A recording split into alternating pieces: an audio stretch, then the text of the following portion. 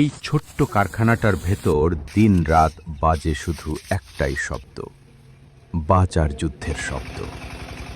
ভোরের আলো ওঠার আগেই শ্রমিকরা এসে দাঁড়ায় আগুনের মুখে। চোখে ঘুম নেই, হাতে শক্তি কম, তবু ঘরে অপেক্ষা করা মুখগুলো তাদের আবার তুলে আনে এই তীব্র গরমের পাশে। পাটকাঠি আগুনে দেবার সাথে সাথে যে ধোঁয়া উঠে, ওটা শুধু কাঁচামাল পোড়ার গন্ধ না, ওটা ওদের চাপা কান্নার গন্ধ। মুখে কাপড় বেঁধে কাজ করলেও চোখটা টলে যায় মাঝে মাঝে। তবু থেমে থাকা চলে না, কারণ আজ কাজ থামলে বাড়িতে রাতের ভাত থেমে যাবে।